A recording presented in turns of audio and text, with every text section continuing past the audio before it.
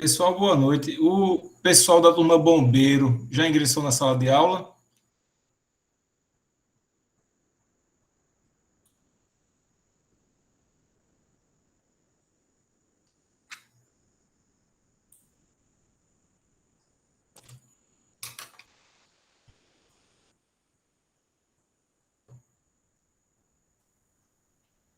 Então, no silêncio, vamos começar a nossa aula bacurau de Direito Administrativo, né?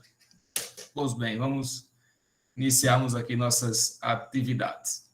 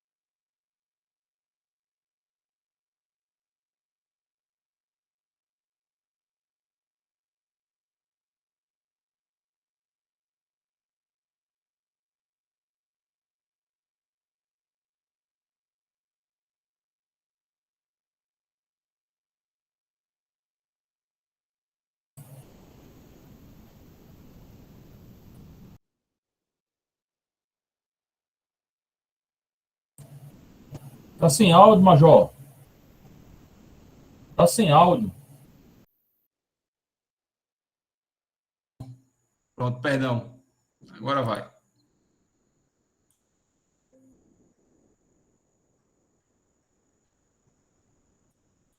Pronto, estão me ouvindo agora? Pronto, agora Positivo. tá. Agora vamos para a aula bacurau do dia de hoje, o dia 8, Dia Internacional da Mulher. Parabéns a todas as mulheres, né? Parabéns aos pais que têm filhas, aos filhos que têm suas mães. Então, todos nós temos mulheres muito importantes em nossas vidas, né? Há as mulheres que têm seu dia em especial e os homens devem a vida às mulheres, né? Então, assim, hoje todos nós estamos de parabéns e em especial as mulheres. Voltando aqui à nossa aula, pessoal, né?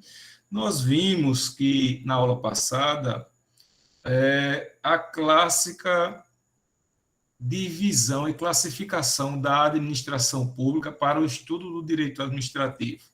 Nós verificamos, né, pessoal, que a administração pública ela é classificada em administração direta, que vai compreender a União, né?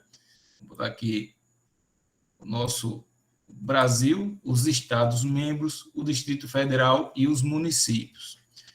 Quando nós falamos em administração direta, pessoal, nós vamos também incluir na administração direta os poderes, né? Os poderes constituídos, né? Daquela clássica divisão de poderes de Montesquieu, o poder legislativo, o poder executivo e o poder judiciário, cada qual possuindo funções típicas e funções atípicas, né?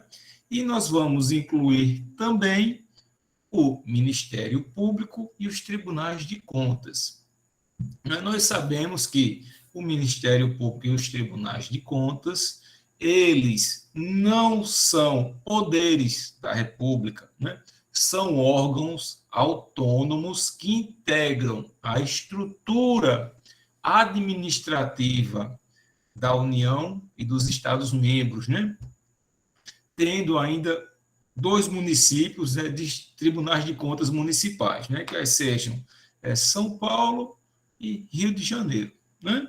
Existem alguns estados que têm os tribunais de contas dos municípios e os tribunais de contas do estado. São dois tribunais de contas, um para julgar as contas dos poderes do estado, né? E o outro para julgar a conta dos municípios. E nós vamos ter, pessoal, conceituado como sendo pessoas jurídicas que compõem a administração indireta do Estado, né?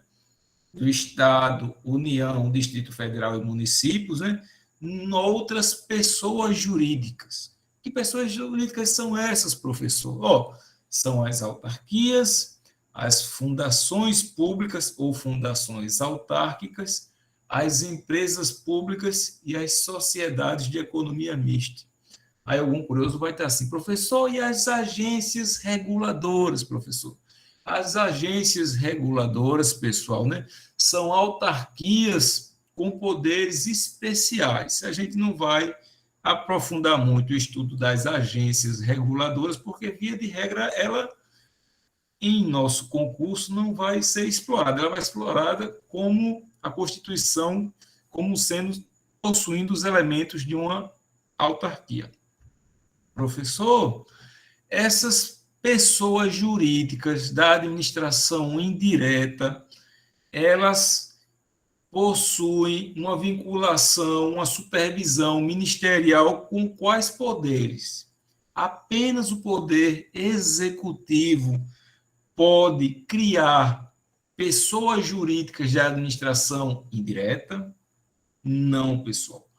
Cada poder da República, ele pode ter uma pessoa jurídica da administração indireta que vai auxiliar esse poder a desempenhar suas atividades. Um exemplo, professor,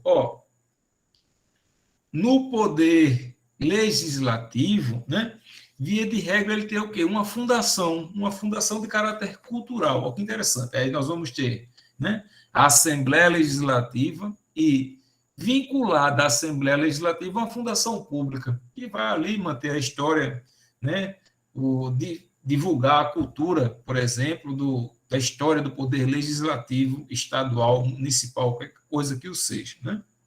Da mesma maneira, pessoal, o poder judiciário, ele pode constituir uma pessoa jurídica de direito público, uma fundação pública, para o quê? Para tratar da questão de história, de preservação do acervo do poder judiciário, etc, etc, etc. Então, assim, nós temos que visualizar qual a finalidade de termos a administração direta e indireta. É agora, pessoal, que a gente vai estudar conceitos que são cobrados de sim, reiteradamente em nossas provas. Que conceitos são esses, professor? É o conceito de centralização, descentralização, concentração e desconcentração. Professor, que institutos são esses? Pessoal, esses são institutos utilizados para classificar a forma pela qual o poder centralizado da administração direta ele vai ser diluído, ele vai ser atribuído a um órgão ou a uma pessoa jurídica. A premissa que facilita o nosso estudo é sabermos o quê? O poder, a princípio, né, por regra constitucional, ele está, digamos assim, ele é da administração direta. Então, o núcleo, o centro do nosso estudo vai ser a administração direta. Quais são, pessoal, os órgãos que compõem, quais são os órgãos que compõem a administração direta? Vocês podem repetir, podem falar pelo áudio, podem ter confronto. Quais são? Que órgãos são esses? Que a gente viu no slide anterior. O que compõe a administração direta para o direito administrativo? União, Estado, município, Distrito Federal. E o quê? Está faltando um. Os poderes. Não, está faltando uma pessoa jurídica. O Brasil é o quê? O Brasil, Presidente da República. E União. A A União, União. pessoal, aqui, ó. Quando a gente fala em administração direta, ó, a gente vai o núcleo do poder, né? União, Estados-membros, Distrito Federal e... Opa, tira a autarquia, professor, pelo amor de Deus. Deixa eu apagar. Autarquia não, né? União, Distrito Federal e municípios. Tem que apagar esse slide aqui, ó. Então, ó, a nossa premissa vai ser o quê? Foi tudo. A nossa premissa, pessoal, é saber... Deixa eu apagar aqui, tela... Vou botar a marcação de tinta. A nossa premissa aqui, quando a gente vai para o estudo da centralização e desconcentração, é a gente imaginar ó, que o poder ele vai estar concentrado, ele é oriundo ó, cada uma dessa figura aqui, ó, da União, dos Estados-membros, do Distrito Federal e dos municípios. É a partir daí que a gente vai entender agora o conceito de centralizar, descentralizar, concentrar e desconcentrar serviços ou atividades administrativas, né? Então, a gente sabe o seguinte, vamos tomar como referência o estado da Paraíba. Vamos estudar centralização, descentralização, concentração e desconcentração, tendo como referência o estado da Paraíba. Então, assim, a Constituição atribui uma série de competências ao estado da Paraíba. Ponto, né? Aí vão ter competências que vão ser do poder legislativo, vão ter competências que vão ser do poder judiciário e irão ter também competências que serão do poder legislativo. Professor, um exemplo de competência do poder legislativo. Editar atos normativos, leis. Uma competência do poder judiciário é julgamento de querelas, né, de litígios. Uma competência do poder executivo, prestar o serviço de segurança pública, prestar o serviço de saúde pública. Ó, então, a gente tem como referência o seguinte, são poderes que são atribuídos à pessoa jurídica, né?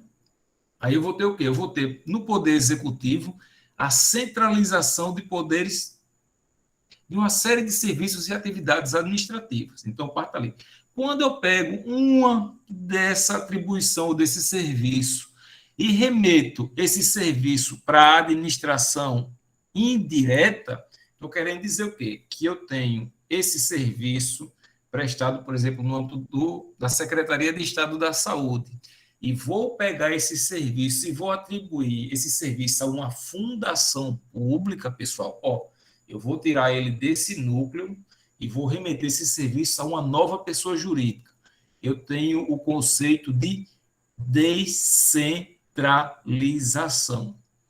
Opa, como assim? Eu peguei o serviço que é originário da administração direta e vou remeter esse serviço a uma nova pessoa jurídica, pessoal. Ó, essa pessoa jurídica da administração indireta, ela pode ser uma autarquia, uma fundação pública, uma empresa pública, uma sociedade de economia mista. É o conceito de descentralização. Mas, professor, aí está dizendo o conceito de centralização. Centralização é quando eu tenho o Estado e ele, como detentor do poder central, ele acumula essa competência. Por quê? Porque é a Constituição que atribui a ele. Então, quando eu pego esta atividade e remeto a uma pessoa jurídica, eu tenho a figura da descentralização. Ponto. Professor, e quando esta mesma atividade ela não sai da estrutura do poder executivo?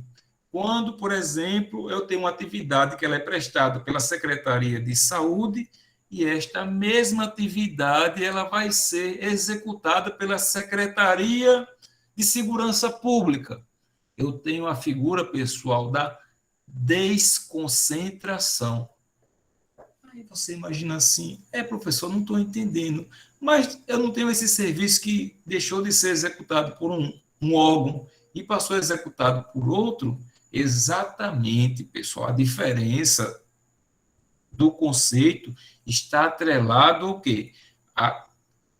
Se esta atividade ou este serviço administrativo ele passa da administração direta para uma nova pessoa jurídica, é uma descentralização.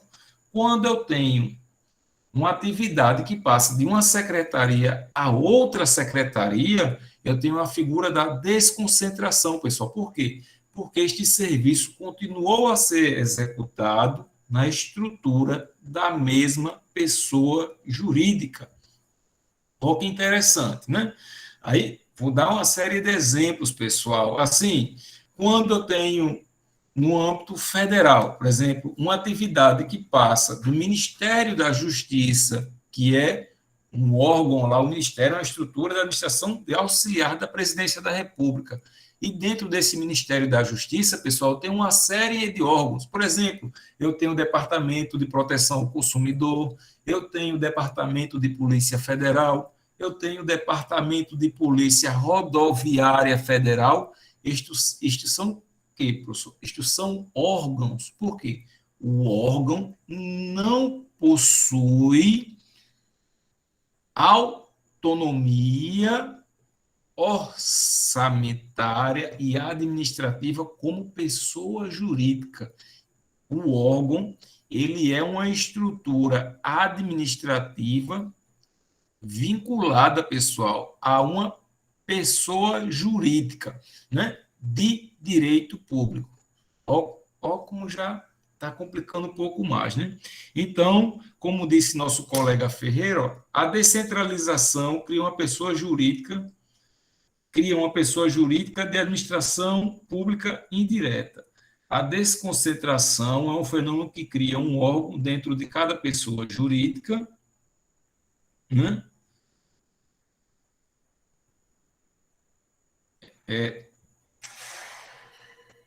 Ferreira, o que é interessante, o órgão ele vai ser criado dentro das estruturas das pessoas jurídicas de direito público. Como assim, professor? A gente viu que na administração direta, né, nós vamos ter pessoas jurídicas que são constituídas sobre a forma de direito público. Né? Que pessoas jurídicas são essas, professor? As autarquias e as fundações públicas. A gente vai estudar mais à frente isso aqui, a gente vai perceber. Né? Então, assim, a descentralização, eu vou ter uma atividade que ela é prestada pela administração direta, aqui, administração direta, União, Estados-membros, Distrito Federal e municípios, e esta atividade ela vai passar a ser executada por uma pessoa jurídica da administração indireta, entenderam? Era como o seguinte, eu tenho uma atividade prestada dentro da minha empresa e vou pegar essa atividade e vai ser executada por uma nova pessoa jurídica, por uma outra empresa, né? Uma nova pessoa jurídica, é o que a gente chama também de entidade ou pessoa jurídica da administração indireta. Aí o Ferreira fala assim, terceirizar. O conceito técnico, Ferreira, não é basicamente terceirizar. Por que eu lhe digo isso, né? Porque terceirização ele tem uma ideia de direito do trabalho e de direito civil. No estudo do direito administrativo, a gente não atribui o conceito de descentralização com o de terceirizar. Né? Por quê? Porque, assim, como eu lhe falei, cada ramo do direito possui princípios próprios. Então, a gente, assim, como a gente está focado no nosso concurso, a gente tem que ser bem sucinto e bem preciso nisso aí, porque isso pode confundir a gente, né? Terceirizar, como ele falou, está a ideia de quê? De setor privado, né? A do direito civil. Um exemplo poderia ser citado aquela circunstância que o Exército auxilia o Ministério da Saúde na questão da vacinação, como aconteceu? Pronto, isso é um exemplo de desconcentração administrativa. Aqui na Paraíba, por exemplo, todo mundo sabe que teve agora o concurso para a Fundação Saúde, não é isso? Ouviram falar disso, que teve um concurso aqui para a Fundação Saúde do Estado da Paraíba? Isso. Pronto.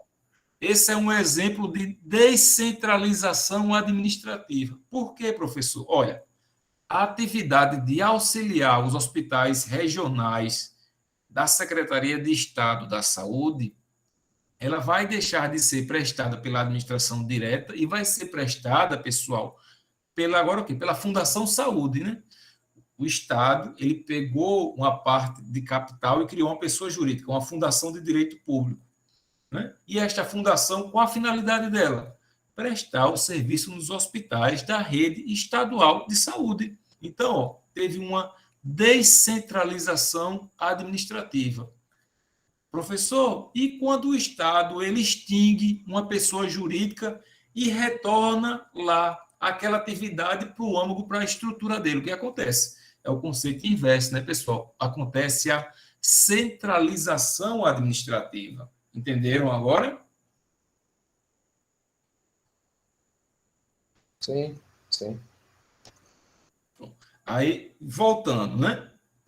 Porque, pessoal, a gente tem que partir de uma referência para esse estudo. A gente parte da administração direta. Então, quando eu tenho uma atividade que ela é oriunda, o centro da competência da administração direta, e passa a uma pessoa jurídica, eu tenho o conceito de descentralização, né? Quando eu tenho uma atividade centralizada em uma estrutura de pessoa jurídica de direito público, e eu crio um novo órgão dentro dessa estrutura, por exemplo, até 2008, a Polícia Militar tinha duas qualificações, né? Tinha a Polícia Militar e o Corpo de Bombeiros. Todo mundo recorda disso, né? O que aconteceu? O Estado ele deu autonomia ao Corpo de Bombeiros como órgão. O Corpo de Bombeiros hoje tem o quê? Tem um comandante-geral, tem um quadro lá dos oficiais bombeiros, quadro de praças bombeiros, né? E o que acontece? Isso é um exemplo de desconcentração administrativa, pessoal. Por quê?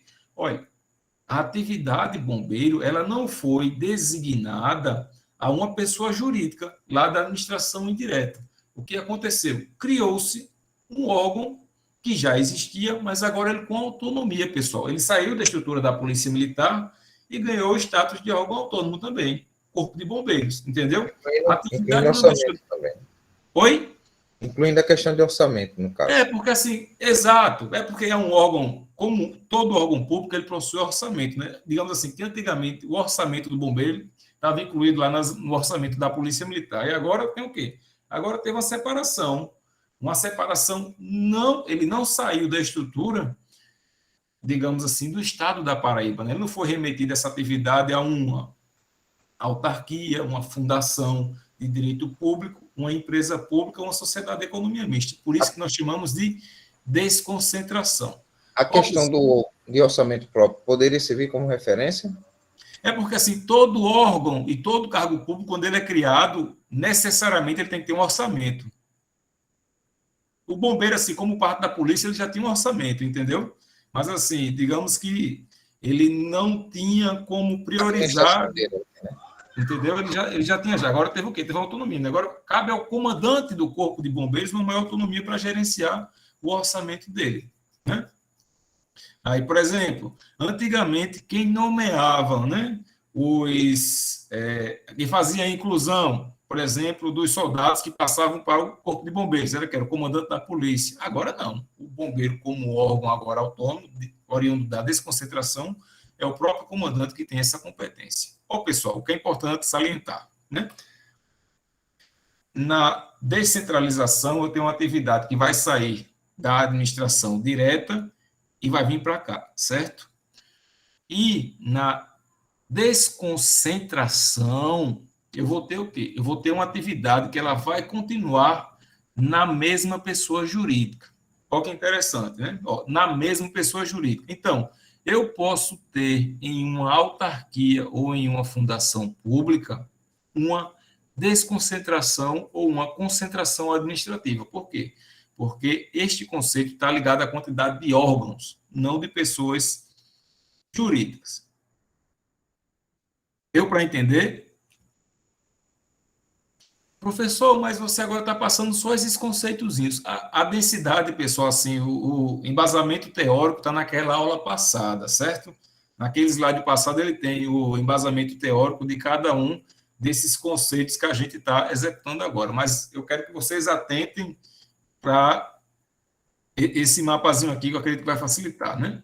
Então, ó, quando a gente estuda a descentralização, olha que interessante, aí vão existir duas figuras. Descentralização, professor, né? Eu tenho uma atividade que vai sair do núcleo da administração direta e vai passar para uma pessoa jurídica executar atividade ou este serviço, né? Aí, como Kelly perguntou agora, quem define a desconcentração da administração indireta? Ela mesma ou deve vir tipo autorizado da administração direta? É isso aqui, Kelly, que a gente vai agora ver. É o que a gente chama de outorga e de delegação. Olha que interessante, né? Então, quando eu tenho uma figura da descentralização administrativa, né? Isso quer dizer que há uma transferência de atividade ou de serviço da administração direta. Quando esta transferência de atividade é feita por lei ou autorizada por lei, eu tenho uma outorga. E quando, né, esta transferência de atividade ou serviço é feita por um contrato ou um ato unilateral da administração pública, né, um ato administrativo, eu tenho a figura da delegação, Kelly. Deu para entender agora? Então, aí você, olha a quantidade de conceitos que a gente está vendo hoje, viu, pessoal? A gente viu os conceitos, está vendo ainda os conceitos de administração direta, administração indireta, né? Aí nós verificamos o conceito de centralização, descentralização, concentração e desconcentração. E agora nós estamos vendo o quê? Duas novas figuras, pessoal. Outorga e delegação. Então, o que caracteriza a outorga, professor? A outorga é quando, por meio de lei, eu tenho a transferência de uma atividade da administração direta para uma pessoa jurídica integrante da administração indireta, quais sejam autarquia, fundação pública, sociedade de economia mista ou empresa pública. Professor, o prazo. Como é criado por lei, pessoal, o prazo dessa outorga, dessa transferência de atividade, ele é indeterminado, pessoal, né? Professor, e a transferência da titularidade desse serviço, quando é por outorga, sim, pessoal. Imagina agora, por exemplo, né? A Fundação Saúde do Estado da Paraíba. Eu tinha uma atividade que antes era executada pela Secretaria de Estado da Saúde, né? Um órgão da administração direta. Eu criei uma lei que instituiu uma fundação pública para executar essa atividade. Eu vou transferir a titularidade do serviço. Ele vai sair no âmago da estrutura da administração direta, ou seja, da Secretaria de Estado da Saúde, e vai passar agora a executar na PB Saúde. O problema é ter o PB Saúde. Aí tu vai gerir, tu vai fazer concurso, tu vai gerir esse pessoal, o orçamento desse pessoal. O problema é ter agora, tu é uma pessoa jurídica, né? Tua autonomia.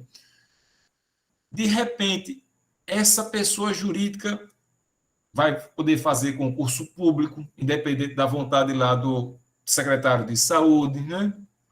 Férias, concessão de férias, punição aos agentes integrantes da estrutura dela, independente da estrutura pessoal do quê? Da Secretaria de Saúde. E quando eu tenho uma delegação, né? Esta transferência de atividade ou serviço, ela se dá por meio de quê? Um contrato ou um ato unilateral, nada a ver com lei, né? Um contrato ou ato unilateral, um ato administrativo. Esta delegação, pessoal, ela é por prazo determinado e o que é transferido é a execução do serviço público, né? Aí ele vai dizer o seguinte, que as concessões, né? O que é concessão? Concessão, aqui, quando a gente estuda, ela não pode, de certa maneira, né, ser esmiuçado ou destrinchado, como a gente vai estudar lá no serviço público, que o serviço público ele não é tema de nosso edital, mas a gente vai dar uma adiantadinha. Quando eu tenho uma transferência por delegação das atividades ou dos serviços administrativos, normalmente eu vou ter três figuras, né? Que é o quê? Que é a concessão do serviço público, a permissão e autorização do serviço público. Professor, qual a diferença? A diferença vai ser, digamos assim, quanto à solenidade do ato. As concessões de serviço público, elas só admitem que ocorra transferência da atividade ou do serviço da administração direta para uma pessoa jurídica, E existem também o que? As figuras da permissão e da autorização, que são figuras de caráter o quê? Elas são solenes, mas os requisitos são menores, né? Assim, o fundamento da concessão e da autorização ele pode ser até um pouco mais precário.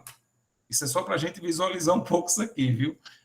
Na permissão e na autorização, eu tenho menos, digamos assim, menos requisitos, né? E admitem a passagem do serviço ou da atividade administrativa para uma pessoa jurídica e até mesmo para uma pessoa física, certo?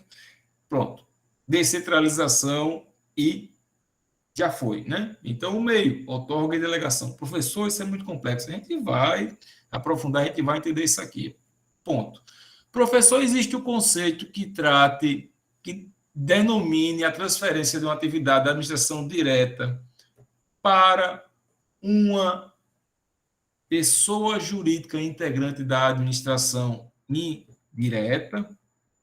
Ó, pessoal, né? Aqui está dizendo, quando eu tenho, por exemplo, a passagem de uma atividade da administração pública, de um órgão, para uma pessoa jurídica, por lei, outorga, né? Independentemente, pessoal, se essa pessoa jurídica for o quê? Autarquia, fundação pública, empresa pública ou sociedade de economia mista. Não é que esse assunto ele seja muito denso. Agora, sim, são muitos conceitos, né, que a gente não trata diretamente e dificulta um pouco o nosso dia a dia. Eu já tentei trazer nessa forma esquematizada para ver se auxilia vocês, né? Porque, como eu disse, o fundamento teórico está lá no slide anterior. Mas vamos visualizar isso aqui, né? Então, a gente já sabe que na administração direta tem um núcleo do poder, né? E nós vamos ter a administração indireta. Professor, qual a diferença de cada uma dessas pessoas jurídicas? A gente vai ver agora. Eu fiz um quadrozinho esquematizado aqui para tentar facilitar vocês. Ó. Então, quando eu falo em pessoa jurídica de direito público e pessoa jurídica de direito privado, o que é isso? Ó, é a forma, pessoal, de constituição da pessoa jurídica. Professor, você disse alguma coisa, mas não disse quase nada, não estou entendendo nada. Vamos imaginar o seguinte. As pessoas jurídicas integrantes da administração direta, elas são constituídas sobre a forma de quê? De direito público. Lembra que eu falei na primeira aula? O regime de direito, a gente tem uma divisão do direito que a gente atribui os ramos de direito público e os ramos do direito privado. Nos ramos de direito público, pessoal, admite uma supremacia do interesse coletivo frente ao particular. Né? Então, a diferencial é esse. No direito público, não está numa posição de igualdade as pessoas jurídicas de direito público e os particulares. A gente tem o quê? Tem uma diferençazinha. Por quê? Porque busca, pessoal, a satisfação de interesses coletivos, né? A coletividade, no fundamento do direito público, ela se sobressai a um interesse particular, a um interesse privado. É por isso que ele está numa posição aqui, ó, um pouco acima. Então, quando eu digo que uma pessoa jurídica ela é constituída sobre a forma de direito público, eu estou querendo dizer que essa pessoa jurídica, em determinadas atividades, ela possui uma vantagem frente ao particular, certo? Que vantagens são essas, professor? Aí vão ser vantagens de cunho orçamentário, né? De utilizar os poderes e prerrogativas da administração pública, que a gente vai ver mais à frente, né? Vai ser o quê? A forma de empenhorabilidade dos bens, do patrimônio, a necessidade de observar determinados preceitos de direito público também, né? E a necessidade de quê? De dispor sobre o regime estatutário quanto aos servidores públicos. Então, a gente vai... O primeiro ponto, o grande marco de diferenciar autarquia, fundação pública, empresa pública e sociedade de economia mista. O primeiro ponto é saber se essa pessoa jurídica é constituída sob o regime de direito público ou sob o regime de direito privado. Então, as autarquias e as fundações públicas são constituídas sobre a forma de direito público. Ponto. A autarquia, sempre sobre a forma de direito público. E a fundação pública. Existem as fundações públicas constituídas sobre a forma de direito público, né, que os doutrinadores atribuem a conceituação de fundação autárquica, né, e as fundações públicas constituídas sobre a forma de direito privado, né, que é as fundações privadas. Professor, quer dizer que o poder público pode criar uma fundação pública sob o regime de direito privado? Pode sim, pode. E essa fundação pública constituída sob o regime de direito privado, ela não vai diferenciar-se quanto às obrigações e deveres de uma fundação privada criada por um particular, ou uma empresa, uma pessoa jurídica privada. Professor, aí nós temos as empresas públicas e sociedades de economia mistas. Perfeito. São pessoas jurídicas constituídas sobre a forma de direito privado. Ó, então já tem a diferença, né? Eu tenho de um lado autarquias e fundações públicas de direito público, e de um outro lado eu tenho empresas públicas e sociedades de economia mistas. Regime de direito privado, regime de direito público. O que diferencia, professor? Olha que interessante. As autarquias, elas não podem ser criadas objetivando prestar todo tipo de serviço ou atividade administrativa, não. As autarquias, elas executam serviços, pessoal, do Estado, né?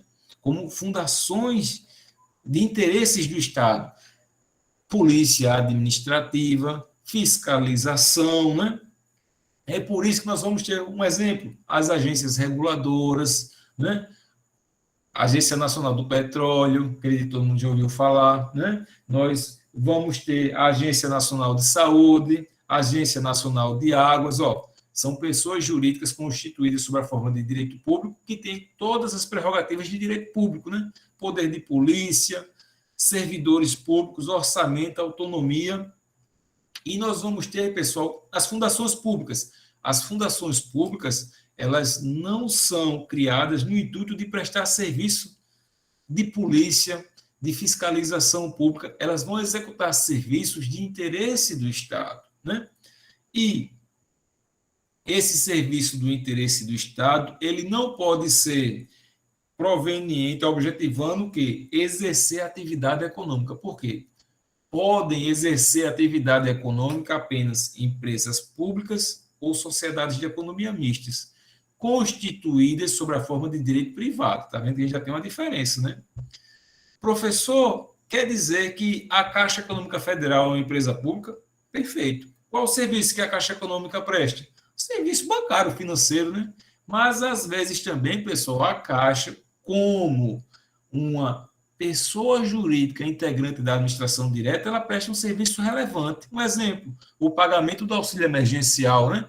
Imagine que o Banco Bradesco não exerceria essa atividade de forma gratuita, né? E a Caixa Econômica o fez. Professor, o Banco do Brasil é uma o quê? É uma sociedade de economia mista, né? Outra diferença, né? Os bens das autarquias e das fundações públicas, eles são impenhoráveis, da mesma maneira que o quê? Que os bens integrantes da administração direta, né? Enquanto que os bens da Caixa Econômica e do Banco do Brasil são plenamente penhoráveis. Professor, o que é isso?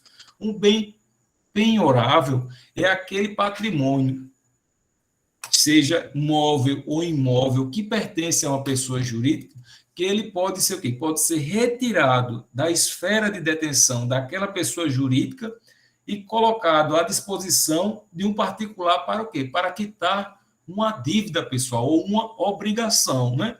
Por exemplo, o Estado da Paraíba. O Estado da Paraíba não pode ter um bem penhorado para pagar uma dívida. O que é o Estado da Paraíba pagar uma dívida, professor? Por meio de precatório, né? Então, quando você tem uma querela com o Estado da Paraíba, lê-se administração direta, né? E o Estado da Paraíba perde judicialmente, é reconhecido que você tem direito a uma prestação do Estado, como é que o Estado da Paraíba lhe paga? por meio de precatório. Por quê? Porque assim diz a Constituição. E já uma empresa pública, pessoal, quando ela tem a perda aí de uma querela judicial, ou ela vai pagar mediante valor pecuniário, dinheiro, ou não pagando o bem, né, o patrimônio daquela pessoa jurídica, ele pode ser penhorado, ele pode ser retirado forçadamente da esfera do poder daquela pessoa jurídica e colocado à disposição o quê? Aí vai a um leilão, pode o particular adjudicar e aceitar aquele bem como pagamento, etc, etc, etc. Outra diferença e também semelhança, por exemplo, a contratação, pessoal, de bens e serviços, né, pelas autarquias, fundações públicas, empresas públicas e sociedades de economia mistas, se dá por meio de licitação. Agora, tem-se um detalhe. A licitação que está sujeita às pessoas jurídicas de direito público não são os mesmos dispositivos legais que estão sujeitos às empresas públicas e sociedades de economia mista. A gente vai estudar a Lei 8666 e a gente vai aprofundar-se nisso aqui, né? E a gente continua ainda, né? Como as autarquias e fundações públicas são constituídas sob a figura de direito público, né, pessoal? Elas vão ter nos servidores públicos o quê? As pessoas encarregadas de atribuírem a finalidade, de fazerem a execução das atividades às quais aquelas pessoas jurídicas foram atribuídas, né? Então, ó, nas autarquias e fundações públicas, eu vou ter o quê? Vou ter servidores públicos, né? Nós sabemos que o quê? Que os servidores públicos, eles são, né? São oriundos do quê? De um concurso público, né? Da aprovação e classificação em concurso público. A gente chama o quê? Relação estatutária. Enquanto que nas empresas públicas e nas sociedades de economia mistas, nós temos o quê? Nós temos o contrato de trabalho. Tem-se, né, a realização de um processo seletivo, né, ou concurso público que se dá a forma, mas o quê? Mas o regime de contratação, pessoal, é regido pela consolidação da lei de trabalho. Nós temos um contrato de trabalho, né? Por exemplo, professor, nós, quando passamos aqui para o concurso da Polícia Militar, a gente nem precisa tirar a carteira de trabalho. Se você passa em um concurso, não é da Caixa Econômica Federal, né, da CEAP, da Companhia Estadual de Habitação, você vai ter que ter uma carteira de trabalho registrada no Ministério do Trabalho e Emprego, e você vai lá no departamento, né, desta empresa pública Sociedade da Economia Mista registrar na sua carteira de trabalho, coisa que os estatutários não fazem, né? E a gente continua ainda aqui, ó, nas diferenças, né, pessoal? Ó, a gente vai ver o quê? Que é uma forma descentralizada, né? E nós vamos ter o conceito aqui, ó. Por exemplo, o conceito de autarquia, né? Entidade, pessoal, para o direito administrativo é sinônimo de pessoa jurídica. Então, quando a gente vê em direito administrativo a pessoa entidade, não lembra aquela entidade de candomblé, de Xangô, alguma coisa que seja, não. Porque é uma entidade também, mas entidade de cunho messiânico, né? A entidade aqui de direito administrativo é pessoa jurídica. Então, ó, uma pessoa jurídica auxiliar da administração pública estatal, aí vem, essa pessoa jurídica ela é autônoma e descentralizada. Lembra do conceito de descentralização? É um dos tipos de entidades da administração indireta. Seu patrimônio e receitas são próprios, porém tutelados pelo Estado. Olha que interessante. Nas relações, pessoal, entre a administração direta e as pessoas jurídicas da administração indireta, eu não tenho o que a gente vai saber e estudar como sendo a figura da supervisão hierárquica. Por quê? Não existe hierarquia entre a administração direta e a administração indireta. Existe uma questão de supervisão, né? Mas não existe subordinação. A subordinação ela pode ocorrer em órgãos públicos, né? Um exemplo é na Polícia Militar, né? Digamos que as diretrizes que são emanadas pelo gabinete do comandante, elas vinculam as diretrizes do Estado-Maior Estratégico, que vai vincular lá o CPRM, CPR1, CPR2, os batalhões, as companhias e os pelotões, né? E até os destacamentos. Isso é uma hierarquia, né? Mas a supervisão é o que disciplina a fiscalização das atividades da administração direta para a administração indireta. Professor, e as fundações públicas? As fundações públicas, pessoal, elas são oriundas do quê? De um capital público que ele é destinado à criação daquela pessoa jurídica, né? E eu vou dar uma aceleradinha aqui, que senão a gente não termina. Mas é o seguinte, fundações públicas são entidades dotadas de personalidade jurídica de direito público ou de direito privado. Quem vai dizer isso vai ser o quê? Vai ser a lei instituidora, né?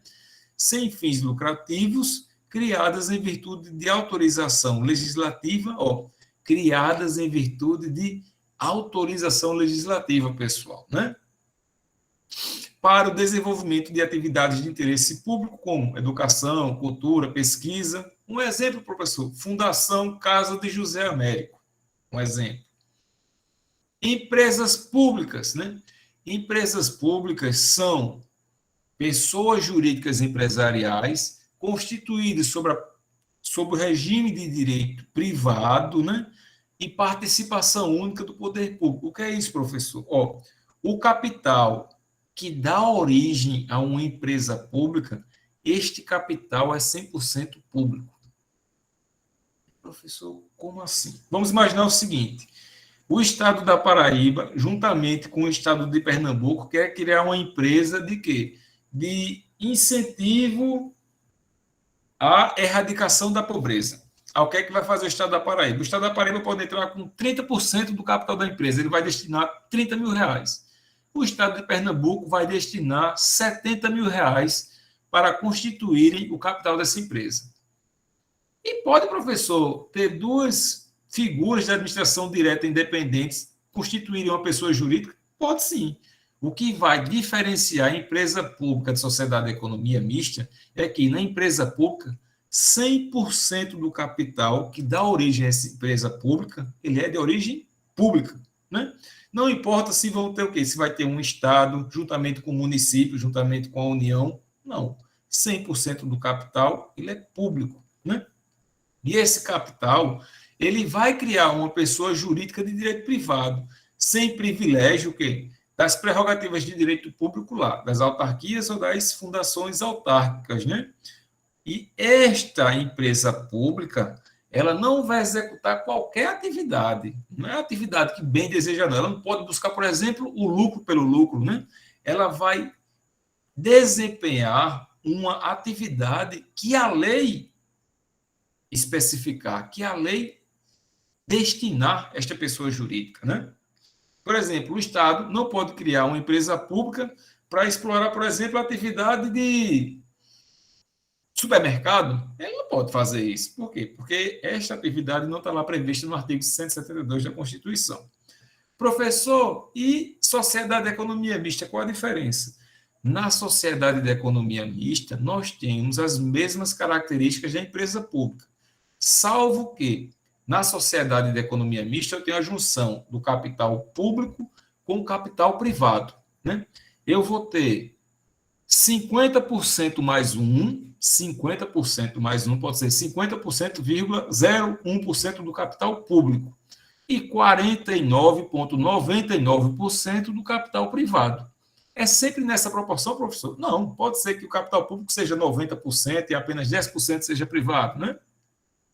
E a diferença vai ser essa. Na sociedade de economia mista, eu tenho a maioria do capital público e uma junção do capital privado. A diferença é essa. Por exemplo, a Caixa Econômica Federal é uma empresa pública, né? O Banco do Brasil. Você pode comprar ações do Banco do Brasil. Por quê? Porque parte do patrimônio do Banco do Brasil é privado, inclusive é disponibilizado na Bolsa de Valores, coisa que a Caixa Econômica não o é, né? Então, métodozinho mnemônico aqui para a gente aprender aqui, Então, quem cria uma autarquia? Lei. Quem cria uma fundação pública? Pode lei criar ou lei pode autorizar a criação. Empresa pública, a lei, pessoal, autoriza a criação. E a sociedade de economia mista, a lei autoriza a criação. Personalidade jurídica, as autarquias sempre serão constituídas sob a forma de direito público. Fundações públicas podem ser constituídas sob a forma de direito público ou a forma de direito privado. Quem vai dizer, professor? A lei instituidora, né? Ou a lei que autoriza a criação. Empresa pública, personalidade jurídica sempre de direito privado. Sociedade de economia mista sempre será constituída sob o regime de direito privado. Qual o objetivo das autarquias? A execução de serviços públicos e de atividades típicas do Estado, né? As fundações públicas, elas são, né, constituídas para o quê, pessoal? Para desempenhar atividades de natureza social, cultural, educacional ou filantrópica, né? Resumindo, atividades de natureza social. Empresas públicas, elas vão prestar um serviço público. Esse serviço público ele pode ser lucrativo? Pode, né? Ou um serviço público que explore a atividade econômica. Pode ser, professor, todo tipo de atividade lucrativa? Não, não pode. Onde é que eu encontro isso? Artigo 172 da Constituição, certo? A gente não precisa se aprofundar nisso, não. O capital que vai instituir essa pessoa jurídica. Nas autarquias, fundações públicas e empresas públicas, 100% do capital público. Nas sociedades de economia mista, tem a junção do capital público e capital privado. Um exemplo de autarquia: Universidade Federal de Minas Gerais, Universidade Federal da Paraíba, Instituto Nacional de Seguridade Social. Fundações públicas, né? FUNAI, IBGE. Deixa eu ver. Por exemplo, Fundação Nacional de Saúde. A Fundação Nacional de Saúde, pessoal, é uma autarquia, não é uma fundação pública, embora o nome seja fundação. Tem essas pegadinhas de concurso, né? Mas a gente não vai se aprofundar nisso, não. Empresas públicas, Caixa Econômica Federal, Banco Nacional de Desenvolvimento Econômico e Social, Sociedade de Economia Mista, professor. Sociedade de Economia Mista, nós temos na Paraíba, salvo engano, a CODATA, a Companhia de Processamento de Dados do Estado, e uma empresa pública, professor, a Companhia Estadual de Habitação Popular. E a PBGás também. É um exemplo de empresa pública. Perdão, não ouvi. A PBGás também. A PBGás eu não sei se a forma de constituição dela é Sociedade de Economia Mista ou empresa pública. Sociedade tem capital privado? A PBGás? Tem também. Tem? Então, pronto. Se tiver, é Sociedade de Economia Mista. Professor, o município ele pode criar qualquer uma dessas figuras? Pode. Lembre-se que qualquer um da administração direta pode criar isso aqui, viu, pessoal? Isso não é restrito à União, aos estados ou ao Distrito Federal. Os municípios podem também criar isso aqui. Inclusive os poderes, né, de cada uma dessas entidades de administração direta podem criar também. Passando disso, pessoal, vamos aqui dar uma aprimorada aqui no nosso estudo, certo? São 4 questões.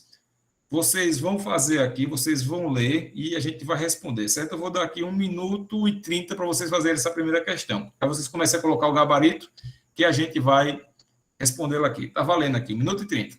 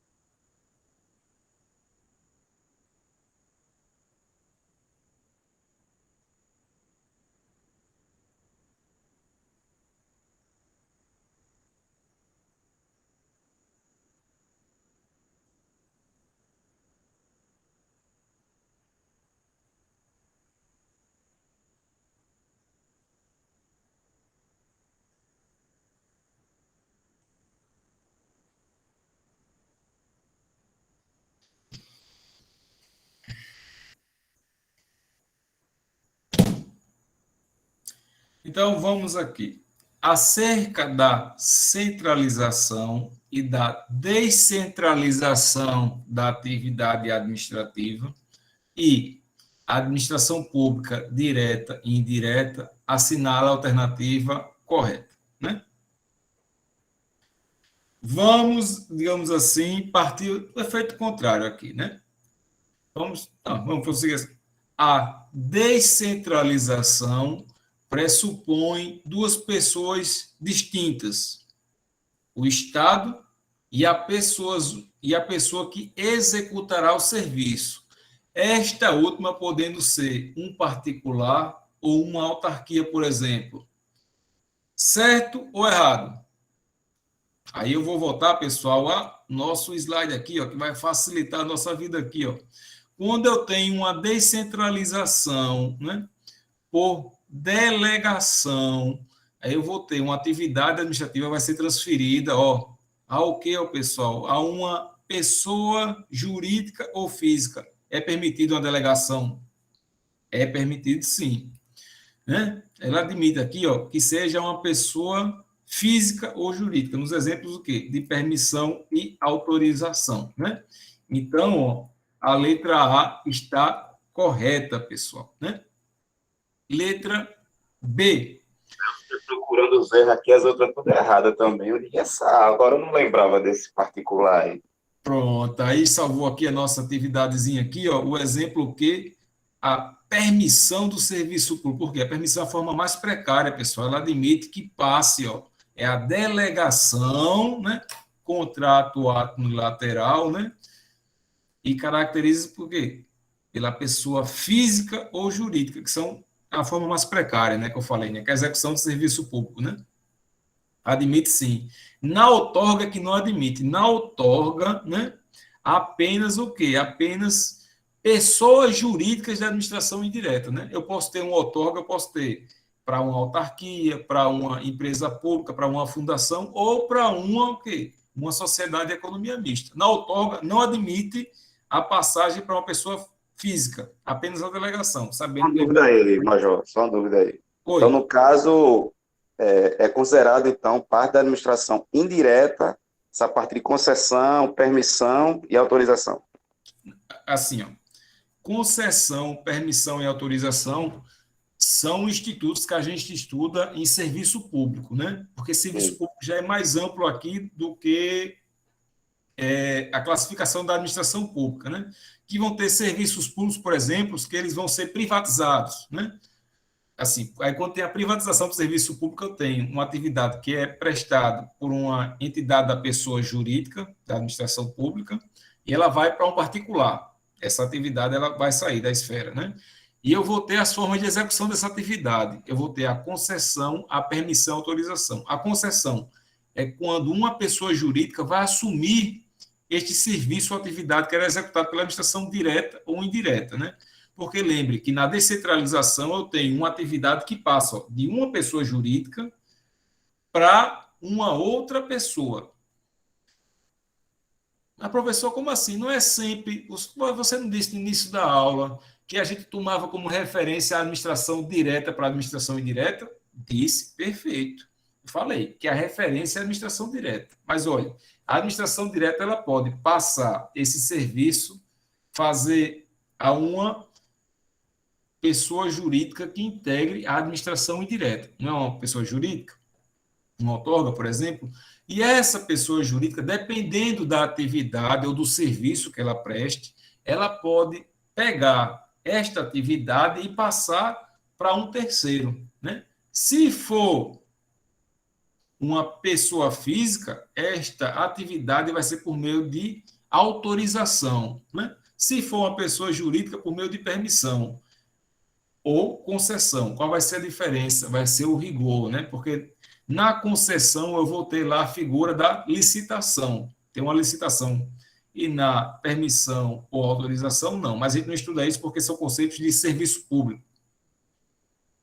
Mas, professor, se a gente não estuda, por que caiu? Ó, veja que análise aqui do instituto que a gente estudou, que foi cobrado na atividade, foi o instituto o quê? O instituto, ó, da descentralização. E ele abordou o quê? Abordou a forma que a descentralização deu, se por outorga ou se por delegação. Foi uma descentralização que ocorreu mediante delegação.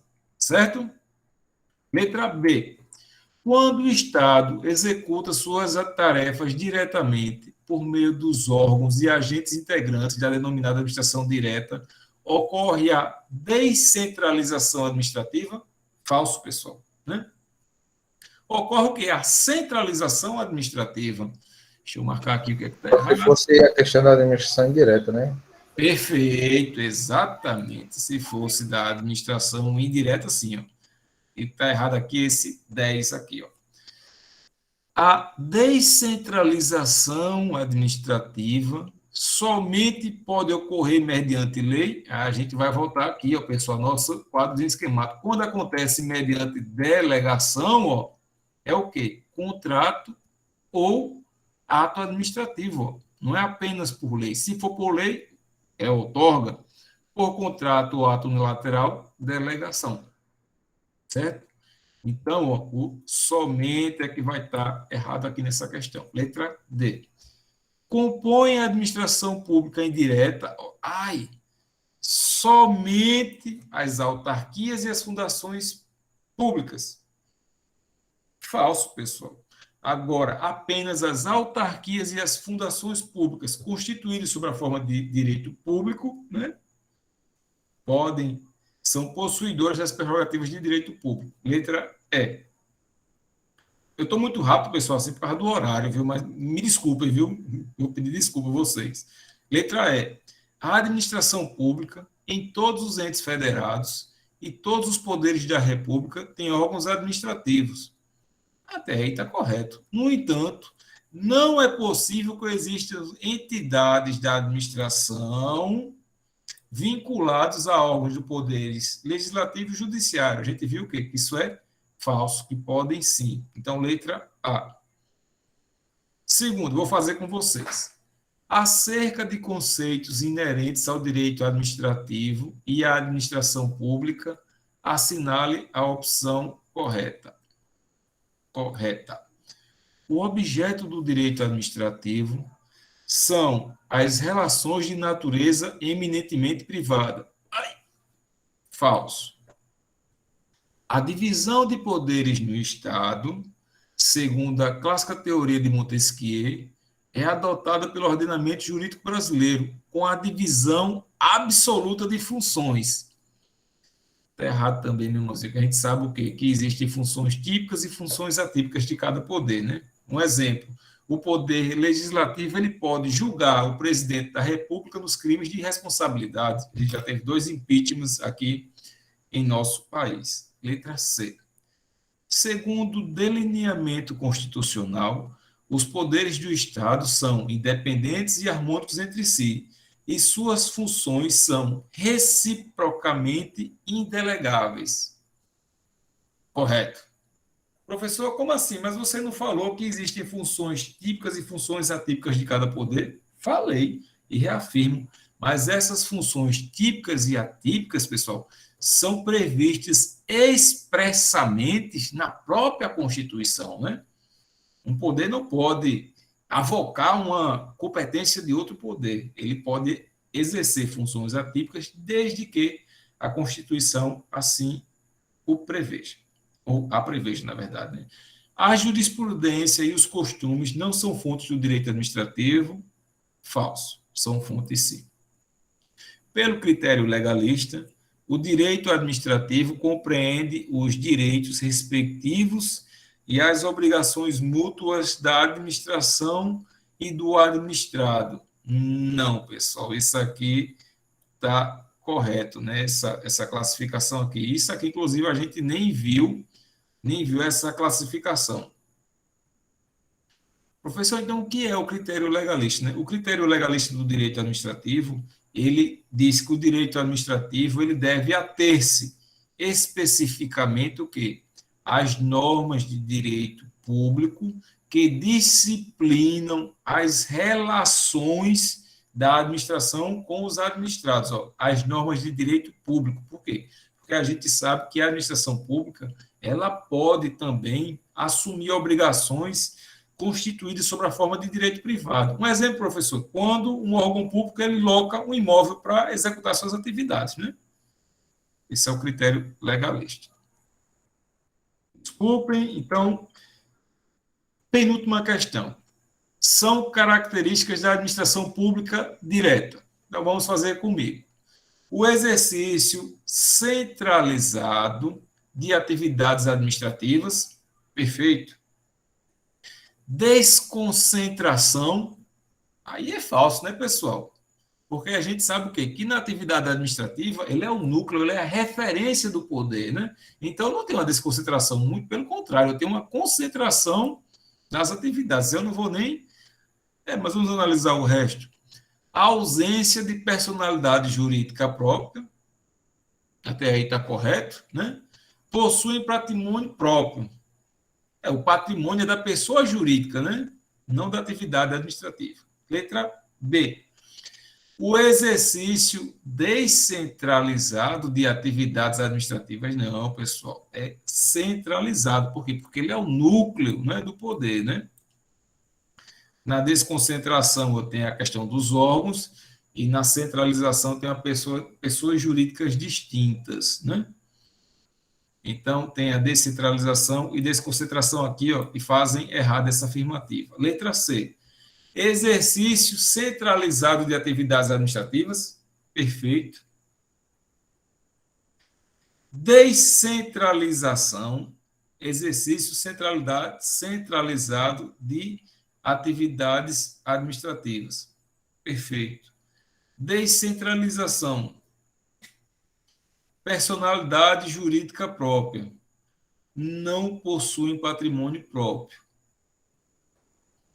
Bem, essa primeira afirmativa está certa. Descentralização,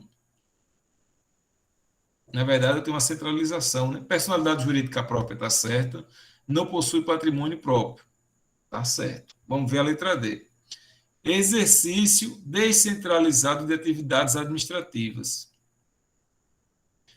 Não, eu tenho um exercício centralizado de atividades administrativas. Isso aqui faz errado essa afirmativa. Descentralização, a ausência de personalidade jurídica própria, não, eu tenho uma personalidade jurídica própria, né? Não possuem patrimônio próprio. Por quê? Porque o patrimônio é da pessoa jurídica. Exercício centralizado das atividades administrativas, está correto. Desconcentração, está errado, eu tenho uma concentração das atividades. Ausência de personalidade jurídica própria, está errado a ausência. Não possui patrimônio próprio. Ó, pessoal, aqui o gabarito é letra C. Eu confesso aqui que eu fiquei em dúvida aqui, porque ele falou aqui em descentralização. Eu vou ver depois essa questão, mas eu acredito que essa descentralização, acho que não está muito correto, não. Mas por eliminação, é letra C essa questão. Mas eu vou me aprofundar depois nessa questão aqui, dessa descentralização, tá certo? Vocês vão me perdoar aqui. Por eliminação, com certeza é letra C. Agora eu confesso que agora eu fiquei um pouco assim surpreso mesmo com esse conceito aqui, mas eu vou aprimorar na próxima aula, tirar essa dúvida de vocês e minha também. Me desculpe para a gente fazer a última questão, só para fechar com chave de ouro, certo? Vocês fazem essa aqui em 2 minutos, respondem cabe recurso, Alessandro, perfeito. Vocês respondem essa questão aqui no chat e a gente responde. Tem 2 minutos aí para responder.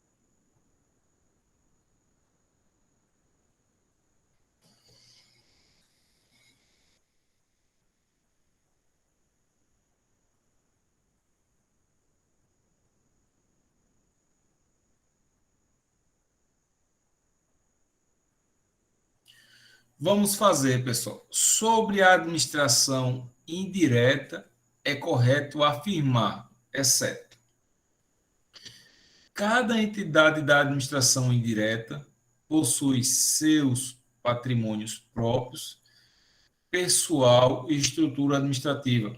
Está correto, né? Um dos pontos em comum entre as pessoas jurídicas integrantes da administração indireta é a criação por lei específica. É o seguinte, ó, tem estruturas de administração indireta que são criadas por autorização legal, né? Existe uma autorização legal que vai criar essa lei aí. Então, assim, não é um ponto em comum, né? Não é um ponto em comum das pessoas jurídicas a criação por lei, porque tem pessoas que são autorizadas por lei. Acredito que está errada essa questão. Vamos ler as próximas. Para a criação ou autorização de instituição das entidades de administração indireta, é necessária a lei decorrente de projeto elaborado somente com tal finalidade. Isso tem que ser uma lei específica. Eu tenho uma lei para criar a Petrobras, né? Eu tenho uma lei para criar a Caixa Econômica, está perfeito aí. Um aspecto da administração indireta é a pluralidade de especialidade das atribuições de cada entidade, de modo que cada uma pode destinar-se a diversas áreas de atuação. Rapaz, ó, eu acredito o seguinte, a gente sabe que as pessoas jurídicas, né, quando são criadas ou têm sua autorização criada mediante lei, ela vai destinar-se ao que está prescrito na lei que criou ou instituiu, né?